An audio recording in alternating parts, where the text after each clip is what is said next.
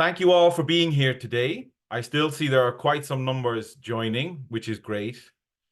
It really gives me great pleasure to welcome you to this virtual launch session for the new phase of ISSD Africa. Over the next hour, you'll learn about the new phase, you'll hear about all of our planned activities, and you'll hear from the key partners who are leading our action learning projects. And hopefully, you'll also pick up on some anchors, some opportunities to get involved and to collaborate in these activities over the next 4 years. My name is James Mulcairns. I'm an advisor at Wageningen University and Research in the Netherlands. And together with my colleague Abishka Subeidi, I'm the coordinator for this phase of ISSD Africa. A little bit on housekeeping. For today's session, only panelists have their microphones and cameras enabled. I really encourage you to introduce yourself in the chat, say who you are, your organization, and where you're from. And if you have any questions, please also put those in the chat. And we will do our best to answer. We have a packed schedule over the next hour, so it might be that some questions unfortunately aren't answered. But rest assured, along with the recording of today's session and all of the slides you will see, we will answer all of these questions that we see in the chat and make sure these are shared on issdafrica.org, our program website.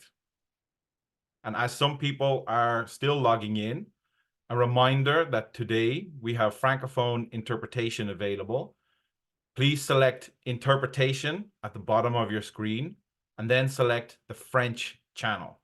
And Eric, our interpreter, will be able to help you through the session. Please note all of the slides are in English. Over the next hour, you'll hear about the program, a short introduction, and a rationale for this new phase. You'll hear from each of our action learning project lead partners. And then you'll also hear about the guiding principles which underpin all of our work in this new phase. We're also very happy to welcome some guests who will give us some remarks, some endorsements and well wishes, but also hopefully set us some challenge as we take our work forward. And then all going well, if we all stick to our timing, we'll have time for open discussion and audience questions at the end. A reminder, please use the chat box to share your questions as we go forward. I'd like to take a minute to acknowledge our enabling partners. Foremost, I'd like to thank the team at SDC, the Swiss Agency for Development and Cooperation, for their continued financial support, but not just really for the financial support, also the guidance, the advice, and the strategic connections that they've been providing. And we're very grateful for this continued encouragement and support. Also in this phase, I'd like to acknowledge our complementary funders.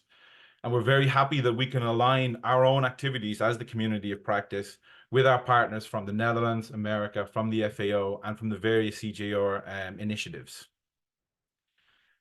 In ISSD Africa, we have a long-held and very valued collaboration with the African Union Commission under the African Seed and Biotechnology Program, or the ASBP. And we're very happy that this phase allows us to deepen that collaboration. And we see our collective efforts in the community of practice as a contribution to the aims of the ASBP. I recognize that for some of you, it's your first time to be here in an ISSD Africa Community of Practice event. I really encourage you to visit our website to have a look at the different event reports, our videos, and our collections of knowledge products, documents. But a little bit of background. So in one form or another, ISSD Africa has been active since 2012. We're really motivated by different bottlenecks, challenges that we see in many different countries in Africa. And we want to be a platform for sharing knowledge and solutions to those commonly experienced challenges. We really aim to be a true community of practice, giving a space and a voice and a platform for all of the partners, all of the members of the community of practice. And we set ourselves up as a collaborative platform. We really value co-creation, joint planning, joint action research, and of course, events like this, but also face-to-face, where we can share and learn from each other and exchange what we experience in our work. And we really put a lot of emphasis on priority in embedding our outcomes, validating that what we learn, what we experience, what we produce can be adapted, can be taken on board and embedded in policy and national level activities and programs. I'd like to take a step back. As we said, this is not just the first phase of ISSD Africa. In our previous phase, running from 2019 to 2023, we were very happy to work with a wide diversity of partners across 8 different topics. In particular, this new phase takes forward the activities and the learning and the insights from these first 3 topics that you see here on the slide. I'd also like to point to the picture here. In 2022, we had a very successful synthesis event in Kigali. And a real key product from that event was the 3rd communique on ISSD in Africa and the associated briefs. And again, that whole process gives real drive to what we're going to try and achieve in this new phase on the HDP-Nexus.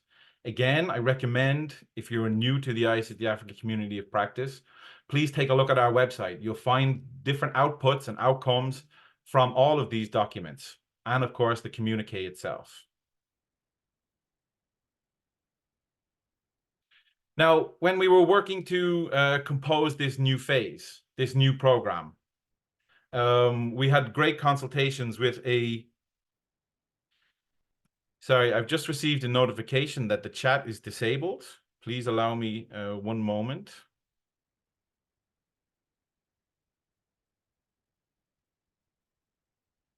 So my apologies. It seems as though the chat was disabled. So I'd again encourage everybody to use the chat. It's now turned on. You can introduce yourself, share where you're calling in from, and again, pose any questions in the chat. My apologies. So like I was saying, when we were composing this new phase, we had a wide number of consultations with all kinds of different partners. We really wanted to know where we could add value as ISSD Africa. And what we learned is that there's a lot of great work going on both the humanitarian and development side, but we picked out that in particular on the humanitarian interventions, there's a desire to improve longer term impact, to improve the market orientation of many of the interventions, and overall to boost longer term seed security. At the same time, from our development projects and development partners, we picked up that rising instability, rising fragility, conflict, disasters, these were posing a real challenge to the approaches and to the strategies of development projects and development partners. And of course, a rather new element for ISSD Africa is peace building. We've done quite some exploration into see what's available already around seed system strengthening and peace building. And we're very excited to really help put together a new framework, new approaches, new learning, and new knowledge products.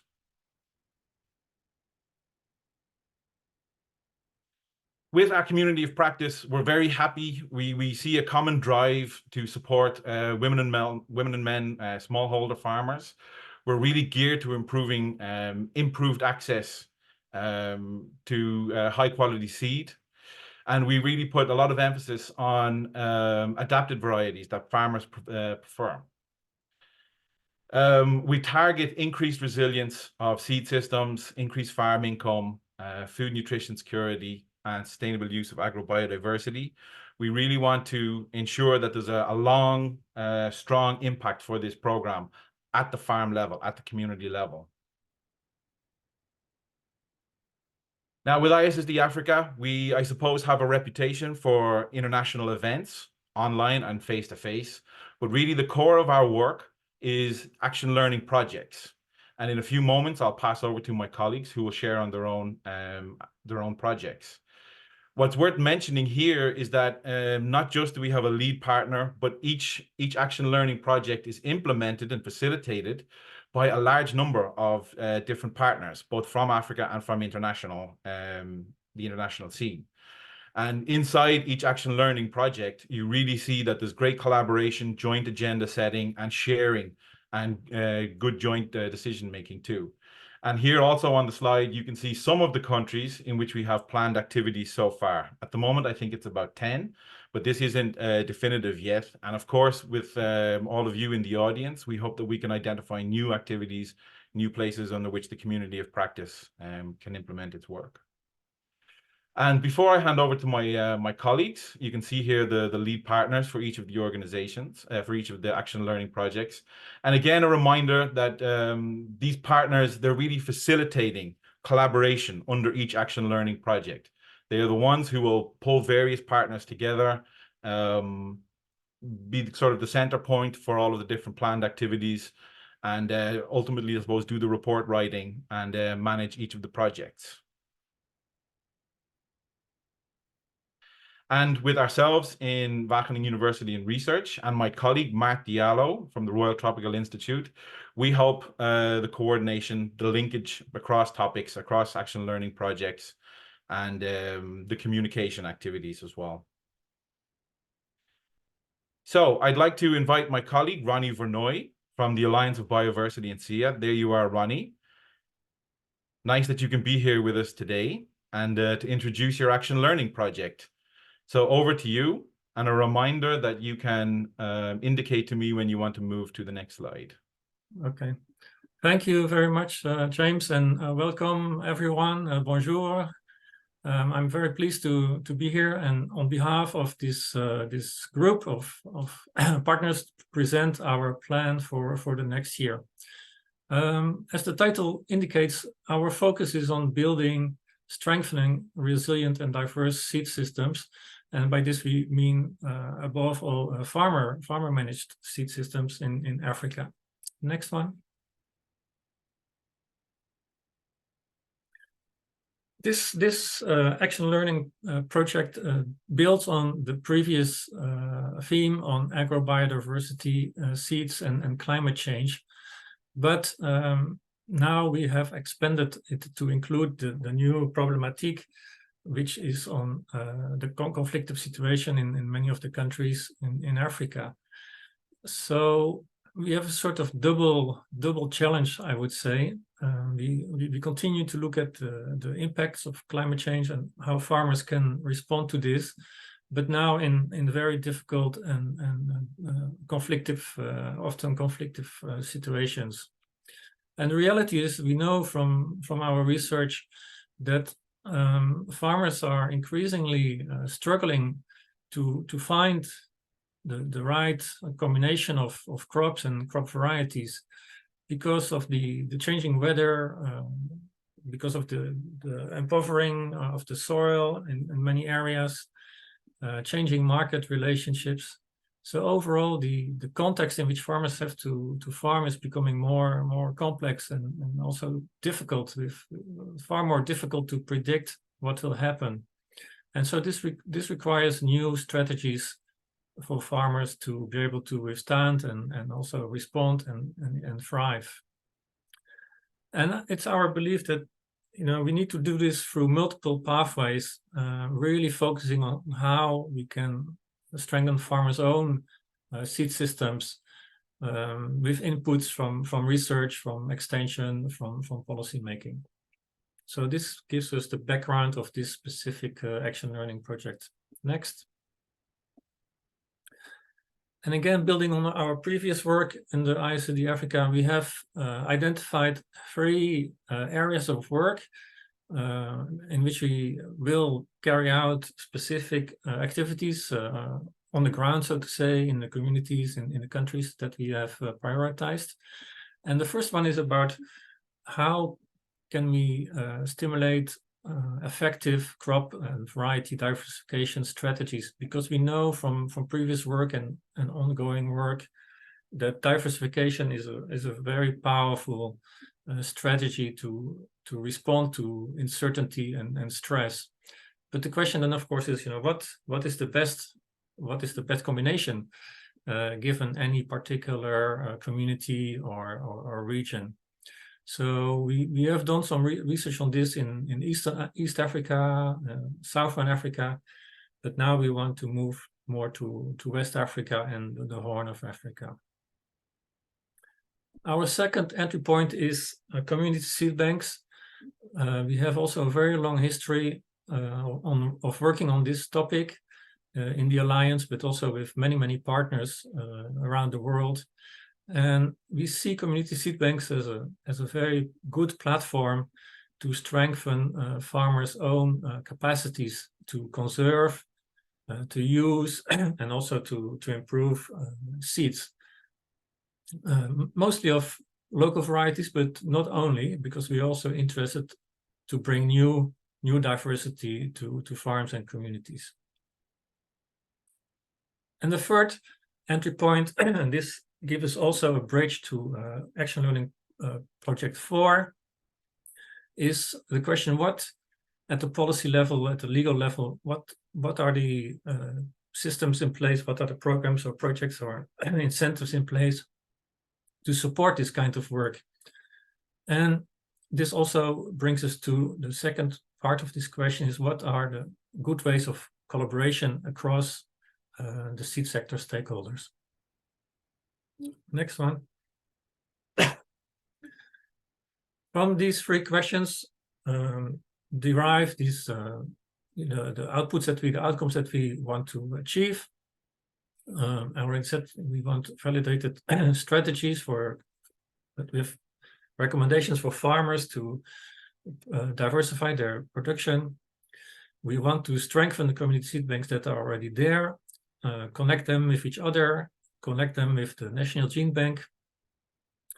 And we want to also work together with Action Learning Project 4 on improving seed policies or other policies that directly impact on seed systems. Next. In terms of the activities, what we want to do then, in those three areas of work, we want to look at what is already being done in terms of diversification in West Africa and the Horn of Africa. Develop some case studies and cross-learning from this ongoing work. We want to continue the work to support community seed banks and also document how they are doing. Because in recent years, we have supported the establishment of some new community seed banks in Sudan, South Sudan, Somaliland, Ethiopia. And we plan to establish some new ones in South Sudan, in the north of Uganda. So we also want to follow them and document how they're doing.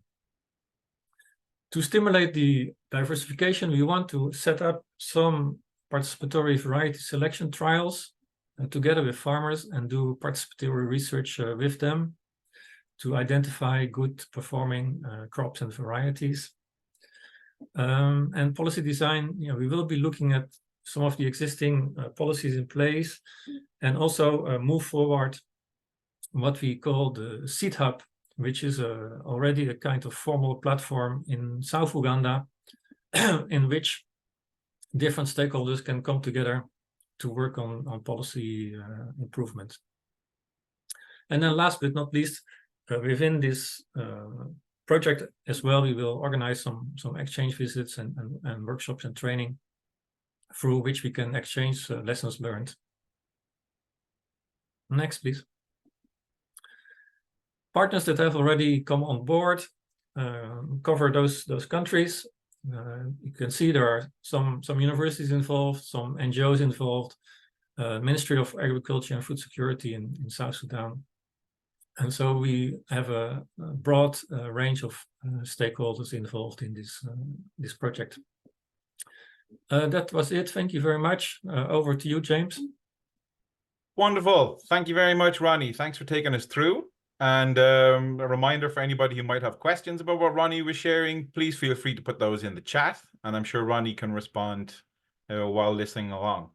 I'd now like to push things forward and invite Louise Sperling to turn on your camera and microphone and then take us through your introduction of Action Learning Project 2. Yes, good morning, good afternoon, everyone. Hi, Louise. Hi. So Action Learning Project 2 is focused on humanitarian seed security response in fragile and conflict-affected states. So key here is humanitarian, and very much conflict. My name is Louise Sperling. I'm presenting on behalf of Seed System, but my colleagues, Andrea Motron and Gary Kai Magaya from Mercy Corps are also online. Next. Okay, so why this humanitarian thrust? Well, seed-linked aid, seed security response in emergency is very much on the rise. These figures have been kindly shared. What you see from the US, from the Bureau of Humanitarian Assistance, BHA, is that this year alone, they had 96 different seed or seedling projects, totaling over $115 million just for 1 year. Figures from the UNFAO, the Food and Agriculture Organization, in a single year, they had over 200 projects with seed, most of it in emergency, totaling over 1 billion. So emergency seed is very much on the rise. It's at a large scale. And we in ISSD are asking, are we effective? Can we be more effective? Next. This thrust on humanitarian and emergency very much builds on phase 1 work that we're moving into phase 2 of ISSD. Many of you might know the CERT, the Seed Emergency Response Tool. This is a manual, over 70 pages, guiding practical seed security response in crises actions. Within the CERT, we've developed 10 guiding principles of good seed aid practice, which we call the 10P, and we'll talk about these a bit later. Key for you, people online, is that this practical guide now exists in English, French, and Arabic. Next. A second guide from phase 1 that we'll be building on, we call the CAT, the Context Analysis Tool.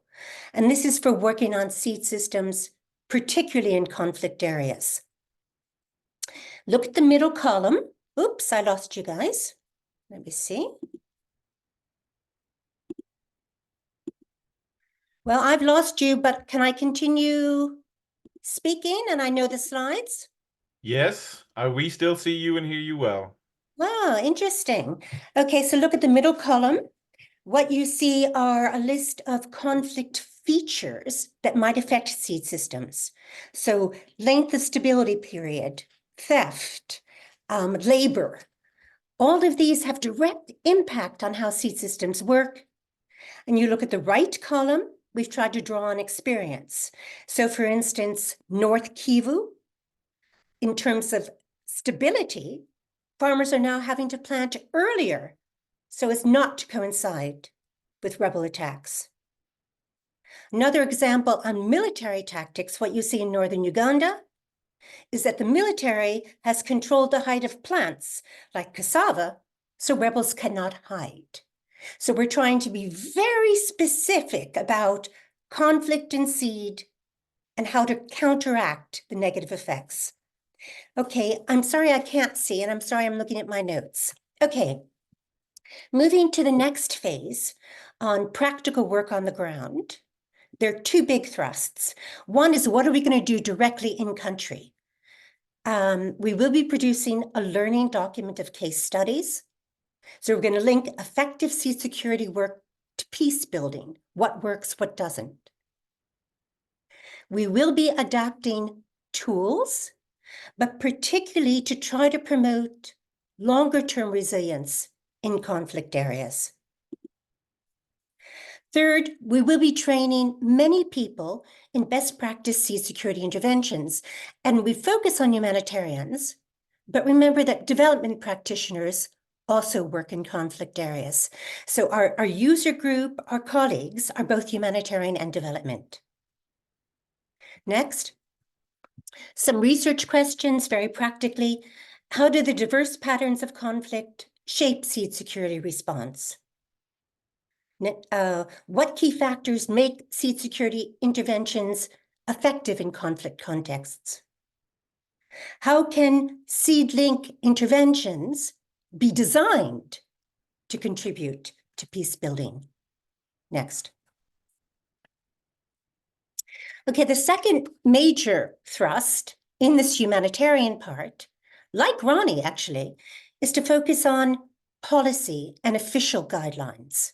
So what exists in existing principles, policies, and guidelines that are relevant to seed security work in fragile and conflict states? Okay, what exists in seed policy, in plant genetic resource policy, in emergency policy, in disaster reduction policy? How can we build on these? And then, of course, to identify barriers for practitioners to follow these policies. Next. As for locale, at this point, and Mercy Corps is really leading this, we've identified 4 countries where conflicts are ongoing, where we feel we can have impacts. Central African Republic, Ethiopia, Nigeria, Sudan, but we're very much open to expanding this set. In terms of policy, we're thinking very broadly. We're looking at international policies, such as the UNFAO, such as the African Union policies. We're very glad that you're online. We'll look at national policies and then more specialized ones. So this is policy writ big. And lastly, next, we very much welcome collaboration and feedback. This is a living, emerging program, very challenging. At this point for Mercy Corps, I mentioned that Andrea Motron and Gary Kai Magai are leading it. For Seed System, I'm leading it, Louise Sperling. On the ISSD side, we really hope to work closely with the governance group, Abiskar Subidi, and others. And of course, James, you always support us. So thank you. Louise, thank you very much also for staying with us while you have some technical challenges there, but you knew your slides. Great. Let's keep going. So I'd now like to invite Garakai Magaya. Garakai, please turn on your camera and microphone. Thank you, James. Greetings, everyone. There you are. Thank you. And please, your slides. Great. So I'll be working, like Louis said, I'll be working on the previous ALP2 and also this one ALP3, which focus on seed business development in fragile contexts. It will be co-led by Mexico and IFDC. Next slide, please. The key partners that we look to be working with are IFDC, Seed Systems, USID, primarily through the Pro Wash and Scale Award, Mexico in countries, and local partners. Again, this is an open invite to other partners who are interested in working in this particular ALP to reach out, and we are always willing and happy to engage with you. For the proposed countries, currently we have Ethiopia, Nigeria, Central African Republic, and Sudan. But these are still work in progress. They may be amended as we engage more partners and we delve deeper into what needs to be done. Next slide, please. So in terms of seed business development in fragile contexts, what we are really looking at here is how crisis often affects fragile contexts, primarily with regards to issues of seed availability, seed access, seed utilization. Basically, when you have a crisis or a disaster, either man-made or natural, you find that the seed system tends to be compromised, whether it be in terms of the production of seed, in terms of the registration and release of seed, in terms of the packaging and presenting of seed, or basically in terms of the last mile activities, getting the seed to the farmers. So this is why we felt it was really key and necessary to look at the various aspects and nuances of seed business development in fragile contexts, how they are affected, what are the opportunities, what are the threats, and what are the challenges that can be faced and mitigated against. But basically, we are looking at humanitarian and development stakeholders, looking at ways in responding for seeds, not just in the short term, but also in long term to promote not just food security, but also in resilience. Next slide, please. Now, in terms of market initiative, you find that the seed system, as it presents, it has the formal players, it has the informal players, and it has the intermediaries. What we are looking at doing through this ALP is to try to improve the capacities of each of those players at every level of the seed value chain, and to ensure that when we look at the thrust of the ISD project in totality is to look at it more from a humanitarian development and peace nexus.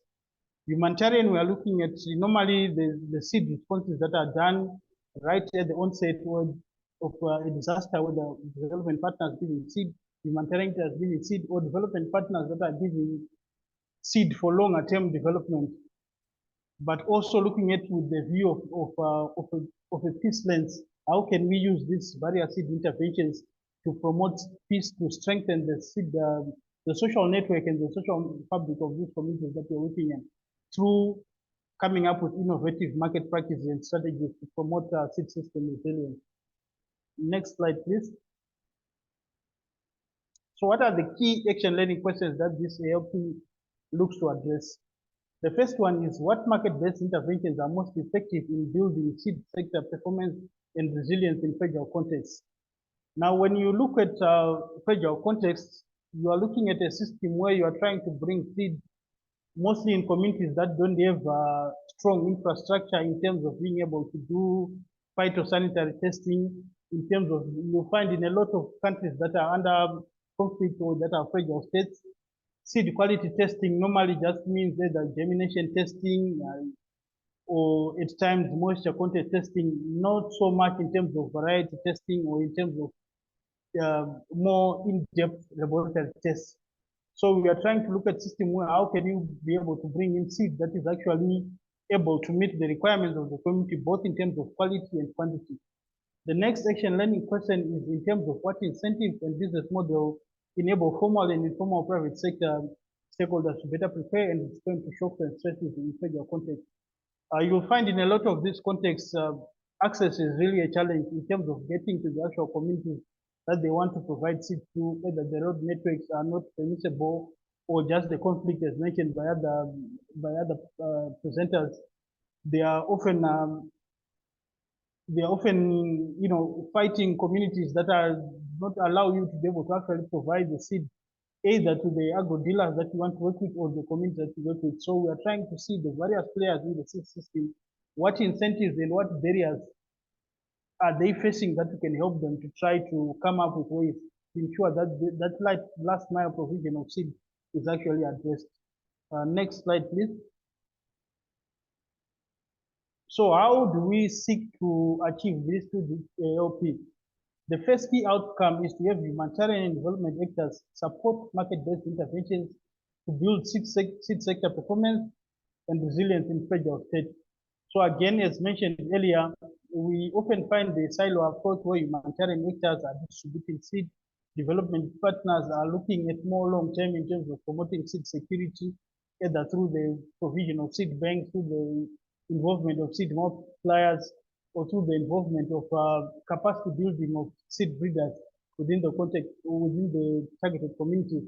So we are looking at bringing them together and trying to come up with consolidated initiatives that address both the humanitarian and development needs, but ultimately further strengthen the resilience of the targeted seed systems. The second outcome is the humanitarian and development formal and informal private seed sector actors being able to facilitate and adjust seed business models to anticipate, cope, and adapt to shocks and stresses in fragile states. Again, this speaks to innovation, it speaks to flexibility, it speaks to issues of trying to come up with sustainable and collaborative initiatives that address the key issues in the seed sector, but also make sure that everyone within the stakeholder community and the targeted communities is central agency in whatever initiatives are provided. In terms of indicative activities that we are looking at providing, is again is the review of the current challenges and opportunities that are faced by the key stakeholders. It's also in terms of trying to come up with adaptive tools. I have to mention here that this seeks to derive from the initial ISSD project, from the tools that the previous speaker Luis mentioned, your set and the CAT. How can these tools further be adopted and implemented to strengthen the seed system network and strengthen the capacity of the seed systems? Knowledge sharing and learning, this is a key component, not just of ALP3, but all the ALPs. In terms of the communities that we are working with, in terms of the stakeholders that we are working with, there are various players that are involved in the seed system work that approach it from different angles. We are trying to create a community of practice. We are trying to make use of the existing community of practice so that we can share ideas, so that we can share experiences, and where possible, we can interchange and be able to come up with a toolbox of incentives that can actually be used and strategies that can be used to respond in both fragile states and also conflict zones. The next slide, please. That will be the last one. Thank you so much. Gary, thank you. Thanks for introducing your action learning project to us. Very insightful. I think I see in the chat also it raises some points also in the Q&A. Thank you very much. I'd now like to invite my colleague Abishkar Subaidi to also turn on your camera and your microphone and introduce us to your action learning project on seed governance and peace. Abishkar, are you with us? Yeah. Thanks, James. Thanks, Abishkar, and over to you. Hello, good day to everyone. Welcome to this action learning project number 4, which is about the seed governance piece. Could you show the next slide, James?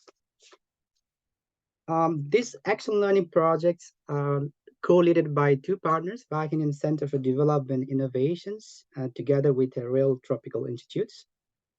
We do have a number of partners to whom we approach during the consultation of developing the proposals, includes internationals as well as national partners, both humanitarian, peacekeeping partners, as well as developing universities. You can see in the slides.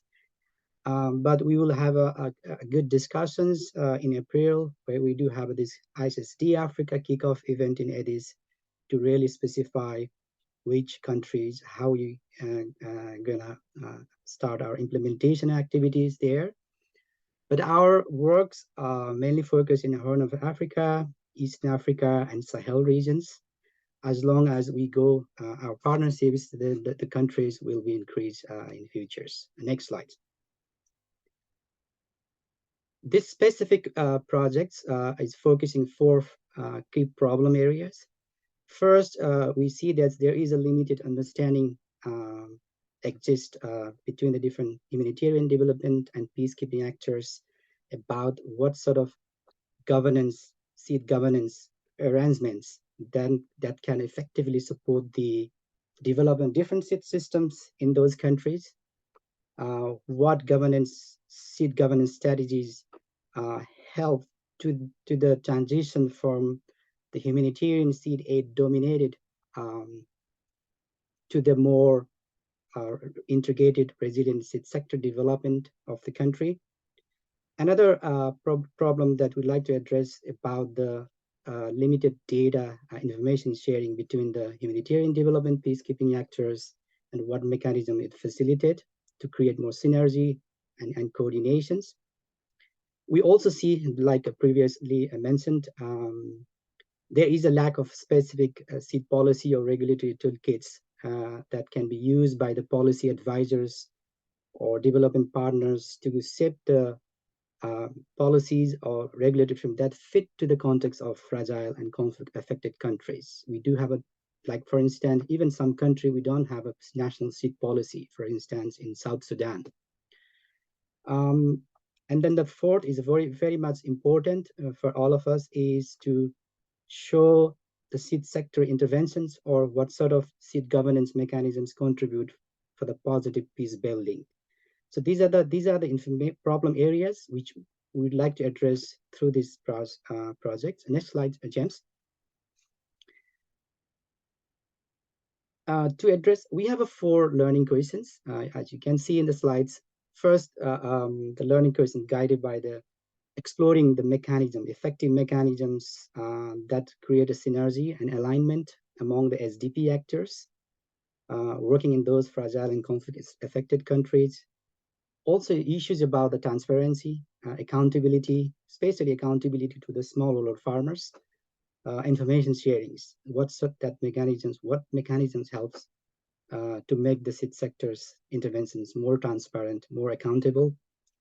How the power and influence in decision-making are distributed among the different actors involving in those countries, and what are the preconditions, examples where we can show that seed sector intervention or seed governance mechanisms help to the positive peace building in the fragile conflict-affected countries. We do have a number of outcomes that correspond with the action learning questions. It's mainly about the increased understanding of the humanity among the SDP actors about the benefit or rationale of the having better coordinations, better information sharing mechanisms. Also, the policy advisors will benefit from this toolkit that is more responsive to this specific country context, and the intervention in seed, how it contribute in a peace building. That kind of understanding in our knowledge would be the outcomes from these projects. Next slide. We do have a number of activities. For instance, mapping, HDP-Nexus mapping studies, establishment and facilitation of a nexus, HDP-Nexus in seed sectors in those countries where we're going to select and work. A number of case studies addressing those problems I mentioned before. And also the development of seed policy toolkits. And these are mainly the key activities, and including pilots, information sharing, dialogue. Those will be part of this action learning project 4. Next slide. Yeah, so this is, thank you, James, over to you. Abishka, thanks very much for taking us through the action learning project. I'd like to ask Louise, if you're still with us, to turn back on your camera and microphone. So I am here, and this time I can actually see the screen. Yeah, that helps, I All guess. is good. Yeah, so Louise, in your ALP2 introduction, you alluded to these 10 principles, guiding principles of good seed aid. And indeed, it's a good opportune moment to share these with everybody in the audience. Right, so I've been asked on behalf of ISSD to give a glimpse of these 10 guiding principles, which we call 10P for short.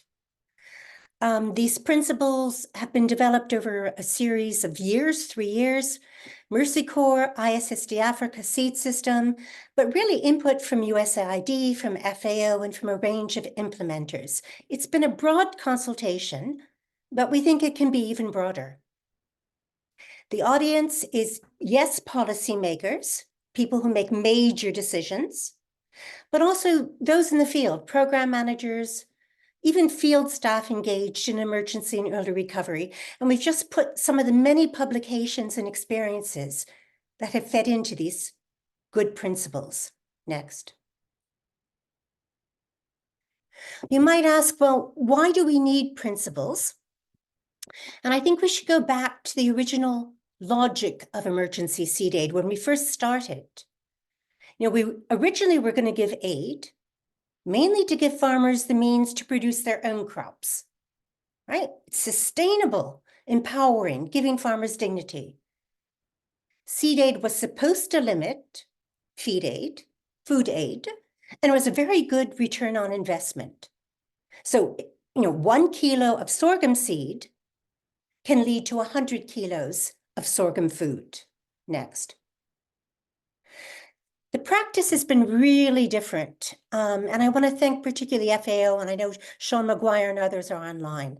What you see for just one organization, the UN FAO, is that in a 6-year period from 96 to 2003, seed aid increased 7-fold. So from about 51 million to 349, 350. And now, 20 years later, it's at 1 billion. Right? So are we doing things right? Can it make a difference if we have elegant, effective principles? Next. The other thing that we're seeing is that in many of our countries in Africa, seed aid is being repeated. And we just took a sample here. There are many more countries. So you see that in Burundi, it's 35 seasons in a row. Ethiopia, it's over 40 years, even today. Can basic principles help us? Next. So there are 10 principles, 1 to 10. I'm showing you the basic themes here, but they span the different phases of emergency intervention. So number 1 you see is assessment, do an assessment, a seed system security assessment. Going down, number 10 is feedback evaluation at multiple stages. So after the aid is given, after the first season, after the second season, how effective have we been? And all of these principles are integrated with gender. Next. Just to give you a flavor, and these are not general principles, they're very specific seed system principles that could have big impact. So for instance, number 7, crop and variety choice. The crops and varieties selected for the intervention should suit the context and user needs. So the context, war is different from drought, is different from flood. Crops and varieties need to be different. Users, men and women might have different preferences. Displaced, refugees. Pay attention to users in crop and variety choice. And then there's a series of technical notes that I won't go through, but this is a very technical set of principles. Another example next.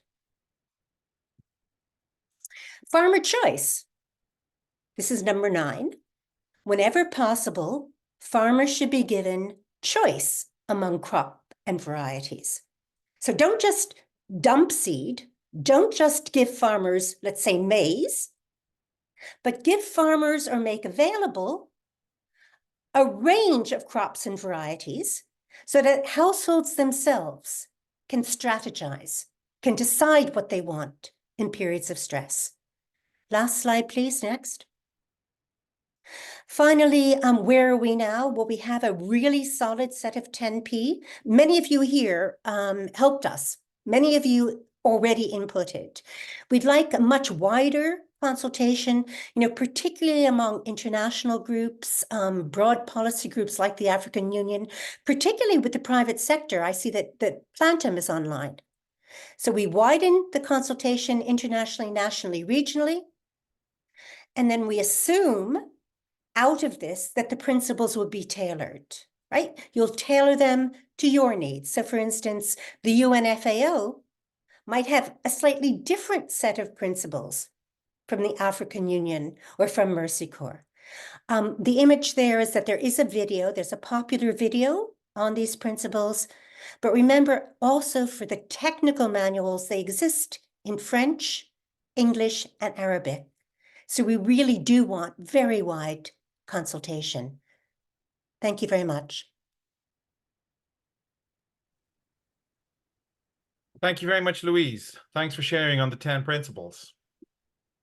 I'm now in the process of inviting some of our guest speakers to become a panelist, but I think Joyce, you are already with us. Perhaps you could turn on your camera and microphone.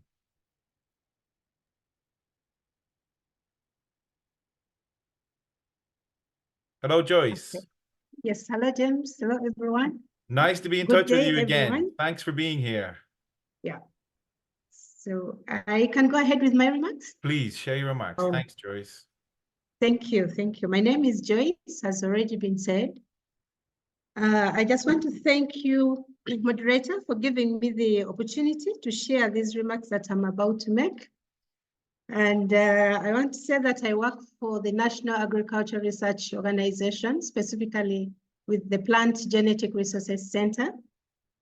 Yeah, the partnership between NARO, Plant Genetic Resource Center, and ISSD Africa, initiated in 2019 under the theme of agrobiodiversity, seed, and climate change, has shown promising results through engagement in seed hub event in South Sudan, among other activities.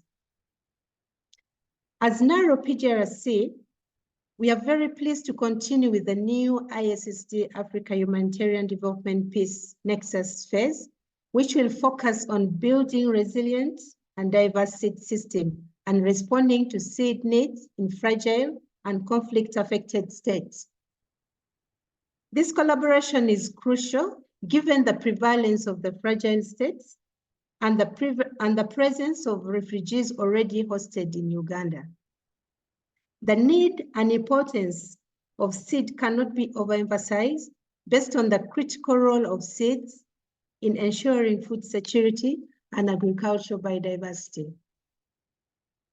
NARO PGRC's active involvement in conflict zones such as South Sudan and its programs in DR Congo and Burundi through the benefit sharing funds of FAO demonstrates a strong commitment to seed security and agricultural development in challenging environment. The partnership's alignment with the ISSD Africa HDP-Nexus provides a strategic framework for enhancing local capacity and fostering collaboration among public and private sector professionals in seed system management. My advice, therefore, is that as we move forward, it is essential for the partnership to prioritize local capacity building and the mobilization of both public and private sector professionals to ensure sustainable and inclusive seed systems. By focusing on empowering local stakeholders, we can create a lasting impact on food security and resilience in fragile regions.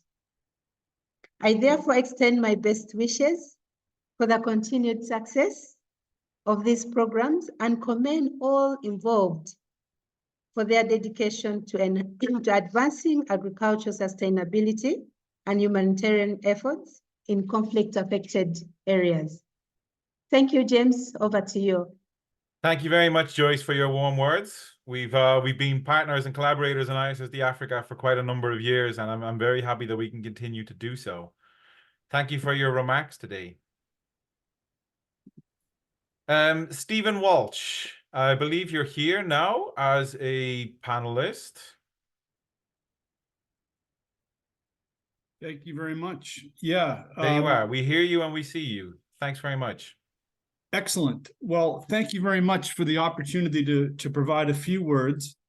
First of all, I want to thank Joyce for her comments, particularly the element about supporting local partners and doing as much as we can in fragile states to support local capacities.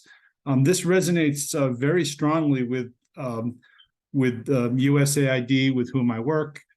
This focus on local governance and the recognition that in terms of promoting development or being having a more of an impact, we really do need to do more to facilitate these linkages and to if we want to have an impact on our activities.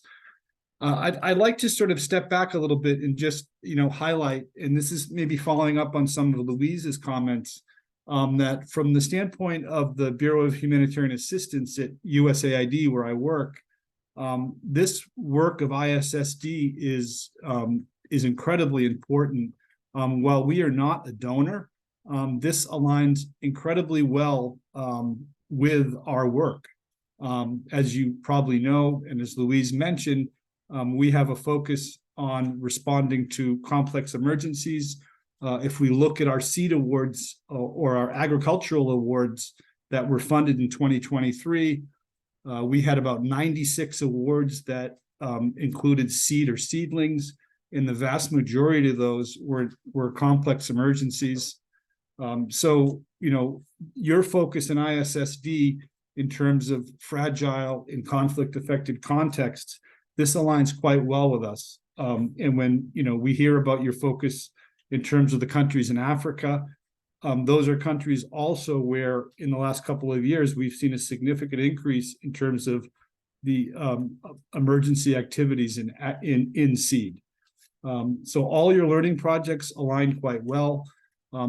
I guess the single important point that I think I'd like to make, and it didn't quite come out so clearly in the presentations, I'd really advocate for a real effort to build out the network in terms of bringing in partners and bringing in some of the field staff, working with NGOs or public and private organizations working on the field in some of these fragile contexts. I think it's really going to take a significant effort to link them into the ISSD network. Not quite clear how that's going to happen, but I really think this platform is rather unique in terms of the commitment to pluralism, the fact that there's a real commitment to Africa, and to collaborating with local partners. So I wish you all the best, and I very much look forward to seeing the impact of the program. Over. Thanks a lot, Stephen, and great that you place such emphasis. I think we share that real focus on bringing in as much diverse partners on the ground as we can. And as we really finish outlining our action research plans under each of the ALPs, I am sure that you'll be pleased with the means under which we are inclusive and we bring everybody together. But thanks again for that reminder. Thank you. I'd now like to move to our final speaker, and that's Dr. Abdulrazak Ibrahim. Abdulrazak, are you with us? Yes, I'm with you. Thank you. There you are, Abdulrazak. Thank you for being here. And please, without, I see the time is ticking, so please, I guess we should go forward with your remarks. Sure. Thank you. Thank you very much, James. And first, I want to bring warm greetings, I will say from 4 cities, in fact. The first is from Addis Ababa, from the Department of Rural Economy and Blue Economy, the Derby, that's the African Union Commission, where the African Seed and Biotechnology Partnership Program is being coordinated. I bring greetings also from the outer NEPAD, which is part of the authorized environment that supports FARA, and from our headquarters in Accra, FARA, Forum for Agricultural Research in Africa, where the Secretariat of the African Seed and Biotechnology Partnership Platform is located. I want to thank you, James, and the entire ecosystem within the ISSD for the opportunity to just chip in 1 or 2 words regarding the action plan and the rollout of the next phase of the ISSD. For us, the year 2023, and in fact, since FARA took leadership of the Secretariat, it's been one event after another. And so what we see happening in 2024 really is a kind of significant changes coming in the horizon, and all of the different new action areas that you here highlighted really align with our CAADP aspirations, with the African Union Agenda 2063 aspirations, aligns with the post-Malabo process that's currently ongoing, and even more recently aligns with the program that we're about to roll out, known as the Partnership for Integrated Seed Sector Development. Many of the partners in the network actually have been part of it. So within the African Seed and Biotechnology Partnership Platform, as you will probably know, we have 10 different components, including components that really are dedicated to seed resilience, humanitarian elements related to seed, business development, seed governance, and so on. And we do have 5 working groups also that cut across, and we have that pluralistic and inclusive approach, an integrated approach to ensuring that we deliver seeds, quality seeds, to the hand of the end users. And so, to quote Beatrice, who will have also been here, my colleague at the African Union, whoever really is working on seed in Africa is by default part of the African Seed and Biotechnology Partnership Platform. And so all of the activities and all of the action learning programs that you're rolling out really squarely align with the ASBP aspirations. So moving forward, we really forward to working more closely with you as we move into this next step. And I want to thank you very much also for the opportunity to speak on behalf of the team. Thank you. Abdul Razak, thank you very much also for painting the picture under which ISSD Africa considers itself and all of the different activities and initiatives that we can align with. Thank you for your remarks. Thanks. Well, I looked to the clock, and if we had more time, we would delve into some of the unanswered questions that we see in the question and answer box, also here in the chat. Thank you very much to everybody who shared comments. I see connections being formed, which makes me very happy personally. I do see some unanswered questions. Like I said earlier on, we take note of all of the questions and we will share these back with the slides, with the webinar recording on ISSD Africa. Today is a virtual launch session. It's the first time in quite a while we've done a webinar, so please forgive some of the oversights on the chat, etc. We will get better as we go forward in this new phase. We do have to close up.